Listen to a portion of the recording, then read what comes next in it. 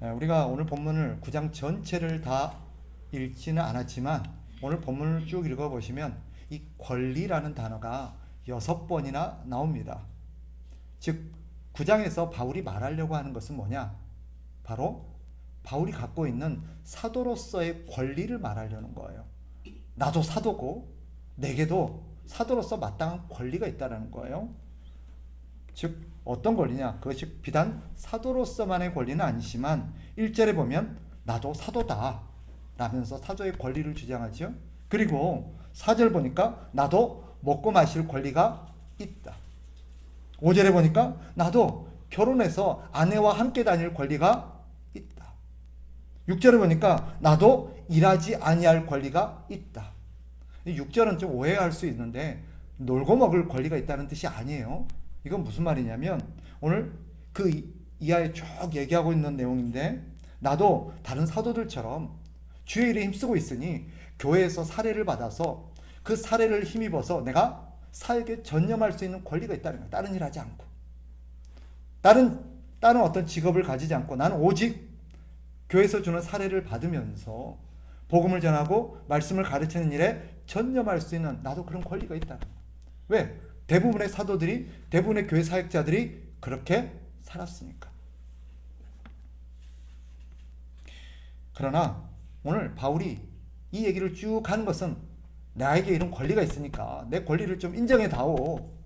나도 이런 권리를 좀 누리고 싶다. 그러니 나에게 이런 걸 좀 해달라는 말이 아니지요. 바울이 지금 그 얘기를 하려고 자기의 권리를 장황하게 늘어놓는 게 아니에요. 그렇다면 바울이 이 얘기를 왜 할까요? 이 전후 문맥과 당시 시대적 상황을 우리가 고려해 본다면 아마 당시 고린도 교회에 이 바울에 대해서 잘못된 어떤 이야기와 어떤 비난들이 있었음을 짐작해 볼 수 있습니다. 예를 들면 바울 걔는 사도가 아니야. 지금 사기치는 거야. 걔가 왜 니네들한테 사례를 달라 안 하겠어? 왜 니네들한테 도움을 받지 않겠어? 지가 사도가 아니니까 그래. 다른 사도들 봐봐. 다른 사도 보면 전부 다 교회에서 다 지원을 받고 교회에서 섬김을 받고 교회에서 이렇게 대접을 잘 받으면서 사역을 하고 있잖아. 근데 바울은 왜 못 받겠어? 바울은 왜 그걸 안 받고 있겠어? 지가 사도가 아니니까 못 받는 거야 라고 고린도 교회 안에서 그런 어떤 소리들이 있었던 것 같습니다. 그러니까 바울이 오늘 9장에서 자기가 그리스도의 사도일 뿐만 아니라 나에게도 이런 권리가 있다라고 말하는 거예요. 그런데 바울의 방점은 나에게 이런 권리가 있으니까 이런 권리를 챙겨다오. 니네도 나에게 좀 사례 좀 다오. 나를 좀 섬겨다오. 이렇게 말하는 게 아니에요. 오늘 본문의 방점은 어디에 있습니까? 12절과 15절이에요. 12절 다시 한번 읽어보세요. 같이 한번 봅니다. 시작. 다른 이들도 너에게 이런 권리를 가졌거든 하물며 우리일까 보냐. 그러나 우리가 이 권리를 쓰지 아니하고 범사에 참는 것은 그리스도의 복음에 아무 장애가 없게 하려 함이로다. 이게 바울이 진짜 하고 싶은 핵심이에요. 나도 사도고 나도 당연히 사도로서 권리가 있다. 나도 교회에서 이렇게 섬김을 받을 자격이 있다. 근데 내가 그걸 하나도 안 썼다. 왠 줄 아니? 바로 이것으로 인해서 복음이 조금이라도 방해를 받지 않게 하기 위함이다. 이게 무슨 말인고 하니 당시 고린도 교회가 그렇게 녹록한 교회는 아니었어요. 우리가 사도행전을 보면 바울이 고린도 교회를 세워질 당시에 보면 핍박과 환난이 참 많았습니다. 그래서 고린도 교회가 세워질 때 참 어려움이 많았어요. 그렇게 모인 고린도 교회 성도들 역시 회심해서 기독교를 믿고 예수를 믿는다는 이유 때문에 많은 것을 잃게 되고 핍박을 받고 어려움을 당해야 했습니다. 그러니까 고린도 교회가 경제적으로 또 어떤 그들의 어떤 상황적으로 넉넉했겠어요? 그렇지 않았던 거예요. 그런데 바울이 사도랍시고 내가 교회를 세운 사역자고 내가 니네 목사가 아니냐. 그러니 나에게 당연히 사례를 다오 라고 했으면 고린도 교회 성도들이 얼마나 힘이 들었겠어요. 그러니까 그 형편 뻔히 아는데 그 상황 뻔히 아는데 바울이 어떻게 그걸 달라 했겠어요? 바울이 왜 안 받았어요? 너희는 오직 말씀과 기도와 예수님을 믿고 섬기는 데 전념해라. 나는 내가 알아서 한다. 내 신경 쓰지 말고, 내 걱정하지 말고, 너희는 오직 그리스도를 따르고 믿음 생활 잘하는 데 전념해라. 이거였어요. 그런데 사람들이 이런 바울의 의도를 이해하지 못하고 뭔가 캥기는 게 있는가 보다, 뭔가 사도가 아닌가 보다 하면서 바울을 이간질하고 왜곡하고 바울에 대해서 비난하기 시작했던 것입니다. 자, 그러면 저를 보세요. 여기서 한 가지 질문이 떠오릅니다. 바울은 왜 그랬을까요? 사실 그래도 고린도 교회 성도들에게 당연한 섬김을 요구할 수 있었습니다. 다른 사람도 그렇게 하니까 그렇게 해도 아무런 문제가 되지 않았습니다. 바울이 왜 그랬을까요? 물론 복음을 위해서 그랬습니다. 그러나 근본적으로 바울을 이렇게 살게 한 더 중요한 이유가 있습니다. 그게 뭘까요? 예수님 때문이에요. 누구 때문이라고요? 예수님 때문에. 왜요? 예수님이 그렇게 우리에게 오셨거든요. 예수님이 그렇게 우리를 섬겨주셨거든요. 예수님이 누구세요? 우리를 창조하신 분이세요. 아멘?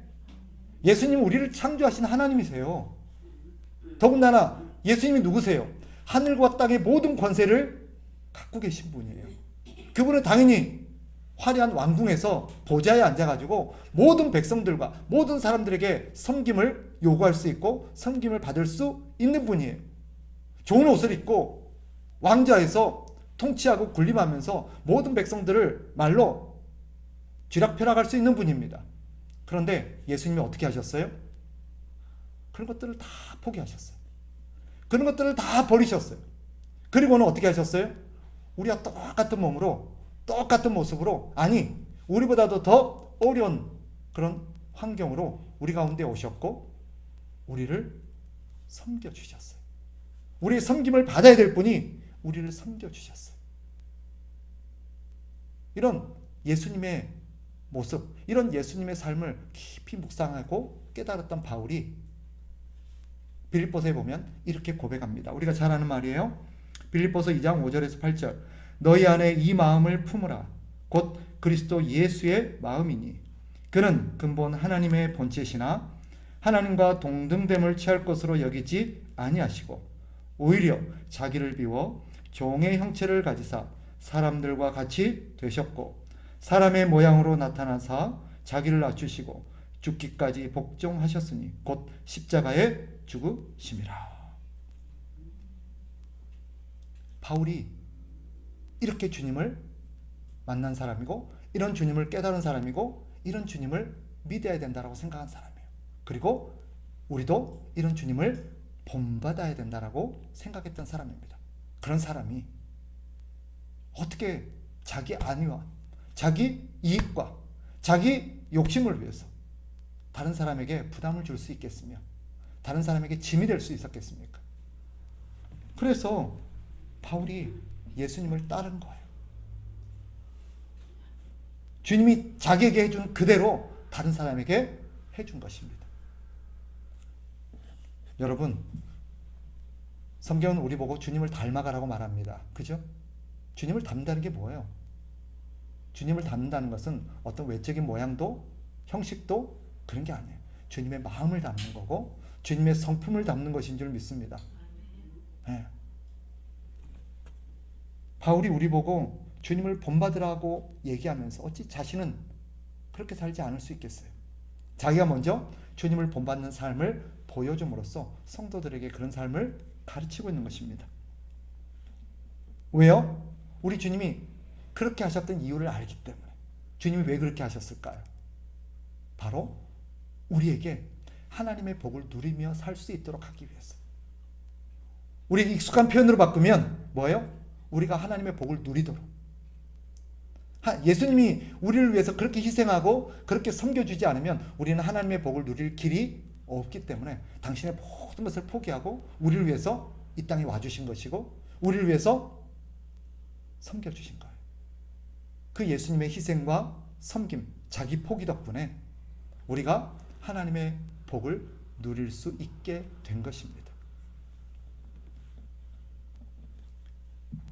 바울은 우리 주님의 마음을 깨닫고 우리 주님의 의도를 알았던 사람입니다. 그래서 우리 주님이 그러셨던 것처럼 자기도 점을 본받아서 다른 사람을 위해서, 다른 사람이 어떻게든 하나님을 만나고 하나님의 복을 누리며 살 수 있도록 자신의 모든 권리를 다 내려놓은 것입니다. 여러분, 우리 삶의 목적은 분명합니다. 우리만 하나님의 복을 누리는 게 아니에요. 우리를 향하신 하나님의 뜻은 분명해요.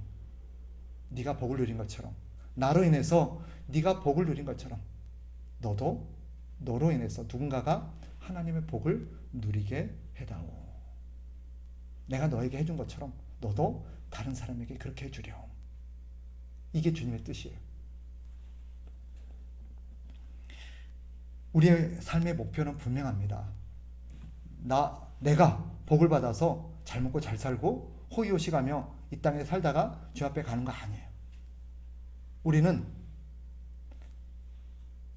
나도 복을 누렸지만 내가 누린 복을 다른 사람과 함께 누리게 하는 것이고 다른 사람도 나처럼 하나님의 복을 누리며 살도록 살아가는 것이 우리의 존재 이유입니다.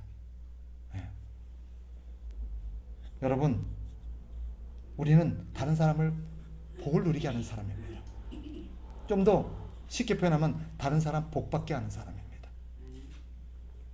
그러니 우리가 어떻게 살아야겠어요?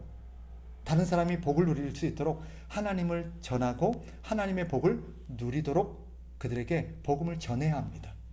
우리의 모든 것은 그러라고 주신 거예요.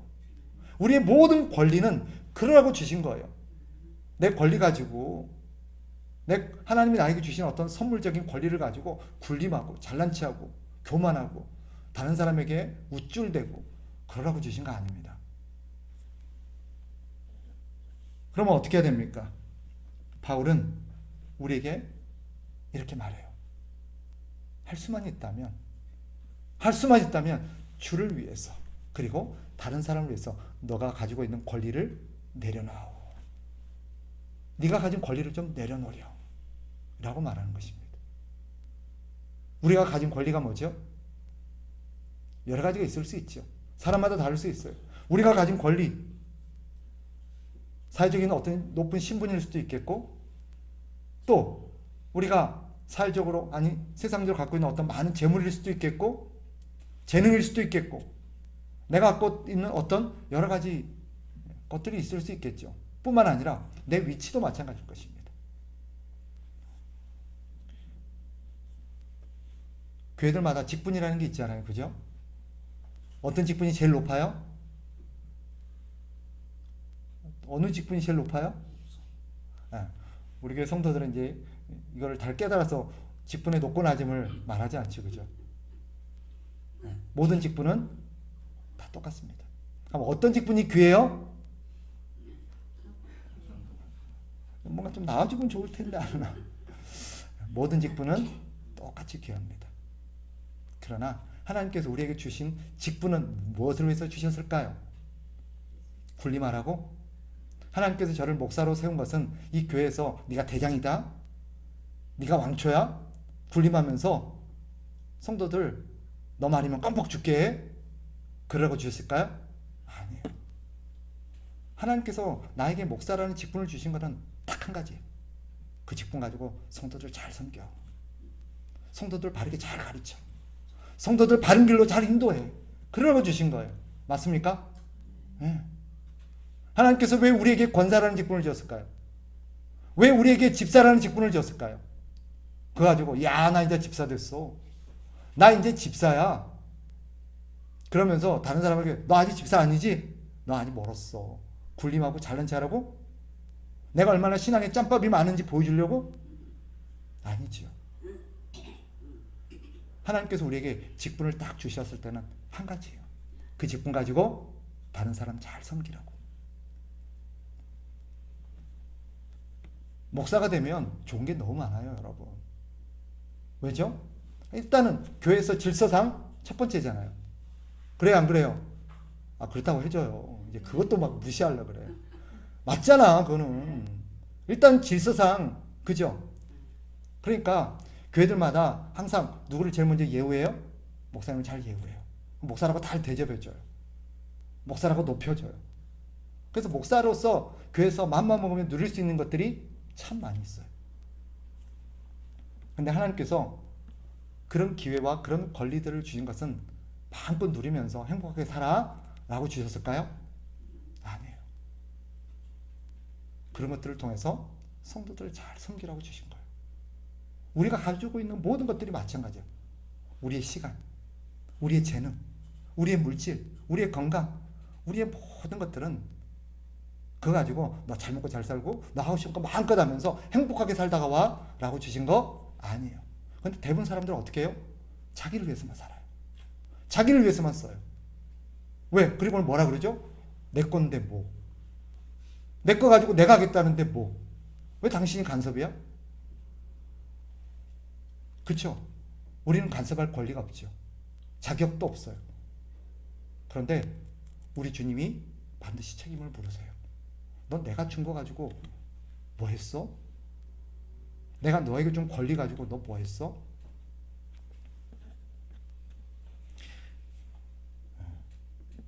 우리는 이런 권리를 사용할 수 있지만 사용하는 게 죄예요? 아니에요. 때때로는 이런 권리를 사용할 때도 있어요. 자, 바울이 대표적인 사례 한 가지가 있어요. 바울이 감옥에 갇혔을 때 그가 한 번은 죽을 뻔한 위기가 있어요. 하여튼 감옥에 한 번만 갇힌 것도 아니고 붙잡혀서 여러 번 곤혹을 치렀는데 그때 한 번은 바울이 평소에는 안 하다가 그때는 갑자기 잠깐 나 로마 사람이야. 나한테 이렇게 대하면 안 돼. 절차를 밟아. 라고 하면서 자기가 로마 사람이라는 걸 딱 밝힌 적이 있어요. 왜 그랬죠? 너무 무서우니까? 빨리 이것 좀 벗어나고 싶으니까? 대우를 받고 싶으니까? 아니에요. 지금 자신의 일에 했다가는 자기가 해야 될 하나님 나에게 주신 사명이 있고 소명이 있고 역할이 있는데 그것에 방해를 받겠다고 판단한 거예요. 그래서 복음을 위해서 하나님이 자기에게 맡기신 일을 위해서 잠시 잠깐 자기의 권리를 사용했을 뿐이지 자기의 유익을 위해서 한 번도 쓴 적은 없었어요. 누가 그러셨어요? 예수님이 그러셨어요. 우리 예수님이 그렇게 예수님께서 갖고 계신 모든 하늘과 땅의 모든 권리를 한 번도 당신을 위해서 쓰신 적이 없었어요. 예수님은 항상이라고 표현하지 모르겠지만 자주 배가 고프셨어요. 근데도 예수님은 얼마든지 마음만 먹으면 돌이 떡이 되게 하실 수 있는 분이에요. 그런데 한 번도 당신을 위해서 돌이 떡이 되게 하신 적이 없어요. 그분은 마음만 먹으면 하루에도 순식간에 천리를 갈 수 있는 분이에요. 그리고 당신은 마음만 먹으면 모든 사람을 소집할 수 있어요. 한 백부장이 그랬잖아요. 나도 말 한마디면 내 부하가 오고 가고 합니다. 라고 해요. 예수님도 야 헤롯 좀 오라 그래. 누군 좀 오라 그래요. 얼마든지 하실 수 있는 분인데 예수님 한 번도 그런 권위를 사용하신 적이 없어요.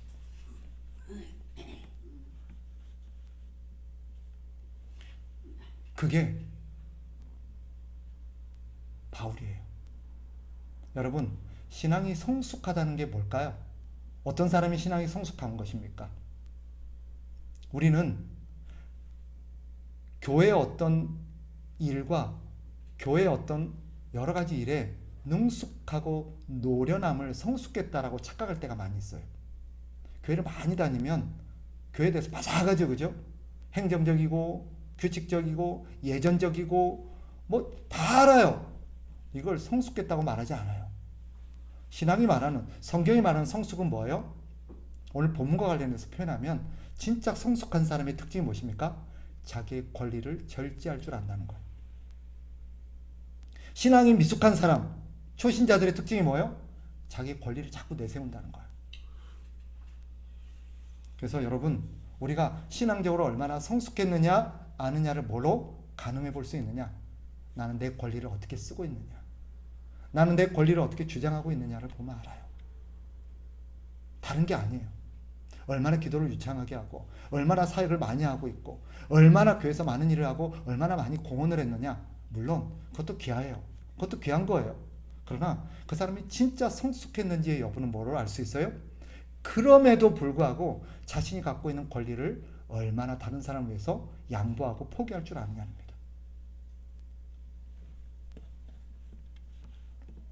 여러분, 사랑하는 여러분, 우리는 하나님께 귀한 권리들을 부여받은 사람입니다. 우리에게는 우리 뜻대로 살아갈 수 있는 자유와 권리가 있습니다. 우리도 먹고 마실 수 있는 권리가 있고요. 우리도 편히 쉬고 좋은 거 먹고 좋은 집에서 살면서 좋은 일 하고 대접받고 그럴 수 있는 권리가 있어요.